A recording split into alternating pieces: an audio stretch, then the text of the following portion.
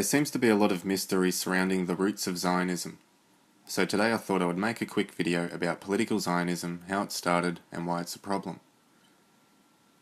If you would like to check out the sources that I've used, which are mostly Jewish, check the description below. And also feel free to ask any questions you may have throughout the video in the comments section below. Political Zionism is said to be a Jewish nationalist movement. Many people in the international community believed it was essential after World War II, as nobody really knew what to do with all of the displaced Jews after World War II. Political Zionism is most commonly believed to have started officially in 1896 by Theodor Herzl, whose goal, as a cultural Jew, not a religious one, was the return of Jews to the land of Israel, where Palestine was at the time. The fundamental purpose of Zionism has always been to establish a Jewish homeland in Palestine, and beyond this region. The ideology of Zionism can actually be seen as far back in history as 200 CE, within Rabbinic Judaism's oral law commonly referred to as the Talmud. However, Zionism as a political movement has actually been around and active since about the 1860s. Its followers are made up of Jewish and non-Jewish people who pursue Jewish colonialism. The problem that many have with this, however, is that 98% of Jewish people are not Semitic people, whereas the Palestinian people who are Semitic are actually native to the land of Palestine. Almost all of the Jews living in Israel are either European or Ashkenazi, so the Jewish geographical and historical claims to the land are a very controversial topic amongst the international community. Nowadays, many things can be attributed towards the inception of a Jewish state in Palestine, but none more perhaps than the influential drive behind Zionism. Israel is perhaps one of the most nationalist and ethnocentric nations on the earth, and yet it receives the most financial aid of any country in the world. The success of Zionism has meant that the percentage of the world's Jews living in Israel has steadily grown over the years, and today 40% of the world's Jews live in Israel. There are currently about 6.1 million Jews living in modern-day Israel, which is about 75% of the population. Zionism has always been considered controversial. Some of its more prominent critics have actually been Torah-following Jews. These Torah-true Jews claim that Zionism is against Judaism and that the State of Israel has no legitimacy. Let us not forget that Zionism and Judaism are totally separate things, and you do not need to be a Jew to be a Zionist, or vice versa. The reason for this is that, historically, Zionism has been a movement dominated by secularist Jews and cultural Jews, whom also identify with the Babylonian Talmud and the traditions of elders. Many of these Zionists were vehemently anti-religious and saw Torah and mitzvahs as outdated rituals with no place in their modern state. Arguably, the biggest criticisms of Zionism and the State of Israel have come about because of its colonial efforts and military occupation over its neighbouring countries. Israel's disproportionate attacks on Palestine have gotten them ridiculed as being war criminals many times by the United Nations Security Council. In fact, back on November the 10th, 1975, the United Nations Security Council cast a vote 72 in favour and 35 against, which actually determined Zionism to be a form of racism. Although this was revoked years to come, Zionism has always been scrutinised against, and millions of people around the world today now consider Zionism to be a form of terrorism. In fact, much of the destabilisation of the Middle East seems to be very much Zionist-inspired. Years before the establishment of Israel, the Zionist movement has denied Palestinians their fundamental rights of freedom, equality and self-determination through ethnic cleansing, racial discrimination, asset exploitation, and even acts of terrorism.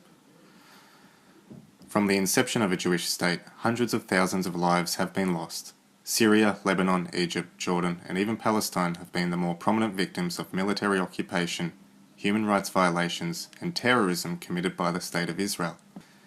Over 60 years ago, the Zionist plan for a Jewish homeland was put into full effect, and they have been achieving this goal through permanent removal of indigenous, predominantly Arab populations of Palestine. Many native residents of Palestine cannot return to their homeland if they leave, regardless of the reasons for leaving.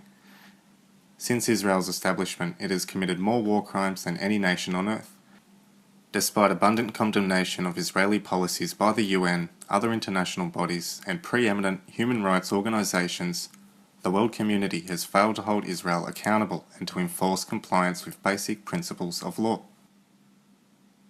Many people seem to falsely believe the notion that Herzl is the founder of modern-day Zionism, when we can see very prominent amount of funding being pushed into political Zionism and illegal Jewish settlements for at least 16 years prior to Herzl's arrival on the political scene. Palestine was always a hotspot for trade and tourism. Under the Ottoman Empire, most of the people lived in peace for the majority of the time. Footage taken by the Lumiere brothers, seen here, in the late 1800s shows a very diverse, multicultural town.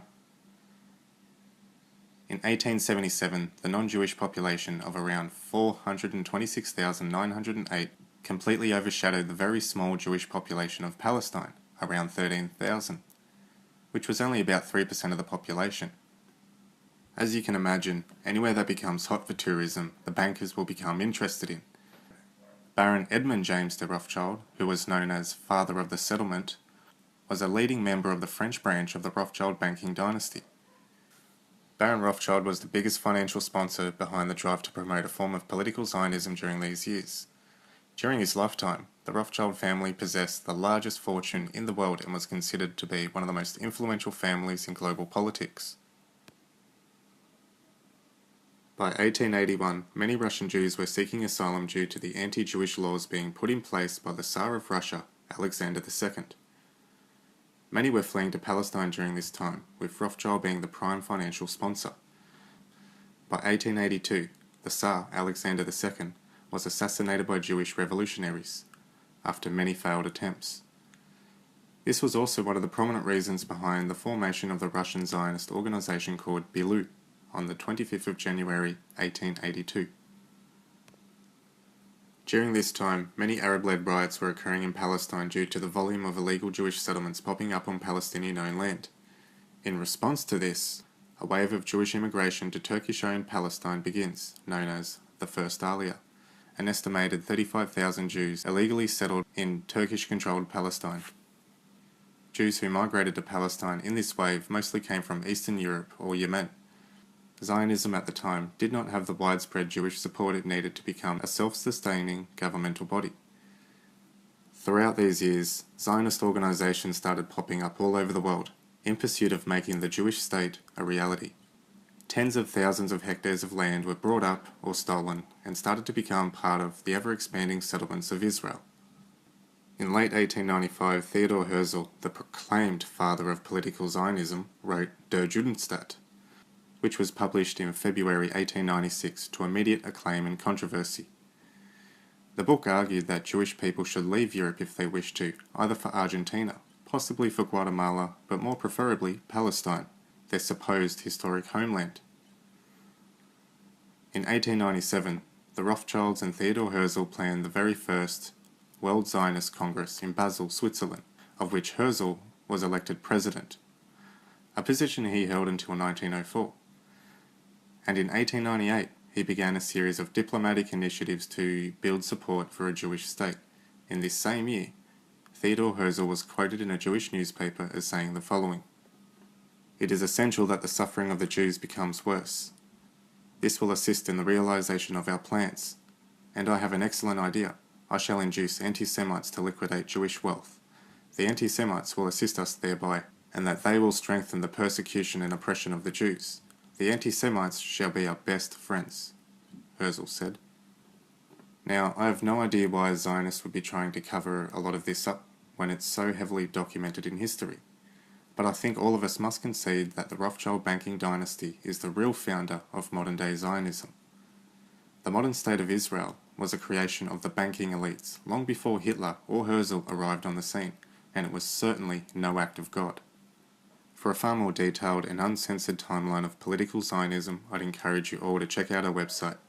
If you have any questions, be sure to comment below. If you're new to the channel, be sure to subscribe, share our videos, and as always, stay tuned because there is more stuff on the way. Thanks for watching.